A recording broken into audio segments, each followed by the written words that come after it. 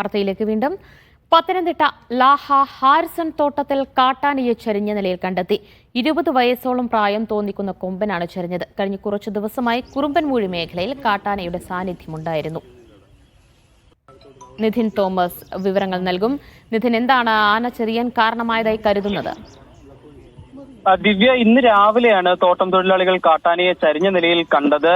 ഇപ്പോൾ പോസ്റ്റ്മോർട്ടം നടപടിക്രമങ്ങൾക്ക് ശേഷമേ ഈ കാട്ടാന ചരിഞ്ഞതിന്റെ കാരണം വ്യക്തമാക്കാനാകൂ എന്നാണ് വനപാലകർ നമ്മളെ അറിയിച്ചിരിക്കുന്നത്. കാട്ടാനയുടെ ശരീരത്തിൽ ഒരു പരിക്കുകളുണ്ട്. അപ്പൊ ഈ പരിക്ക് വെടിയേറ്റതാകാമെന്ന സംശയം നാട്ടുകാർ ഉയർത്തിയിരുന്നു. എന്നാൽ ഇതൊരു സ്ഥിരീകരിക്കാമെന്ന നിലയിലല്ല. ഇപ്പോൾ പോസ്റ്റ്മോർട്ടത്തിന് ശേഷം മാത്രമാണ് ഇത്തരത്തിൽ എന്തെങ്കിലും സ്ഥിരീകരിച്ച് പറയാൻ പറ്റുള്ളൂ എന്നാണ് വനപാലകർ പറയുന്നത്. അതുപോലെ തന്നെ പോസ്റ്റ്മോർട്ടത്തിന് മുമ്പ് തന്നെ ഇത്തരത്തിൽ നാട്ടുകാർ വെടിയേറ്റതായിട്ടുള്ള ഒരു സംശയം പറയുന്നത് കൊണ്ട് തന്നെ ഒരു ലോഹഭാഗങ്ങളുണ്ടോ എന്ന് വല്ലതും തിരിച്ചറിയാനായിട്ട് ഒരു മെറ്റൽ ഡിറ്റക്ടർ ഉപയോഗിച്ചുള്ള ഒരു പരിശോധന നടത്തുമെന്നും വനപാലകർ വ്യക്തമാക്കിയിട്ടുണ്ട്. ദിവ്യ.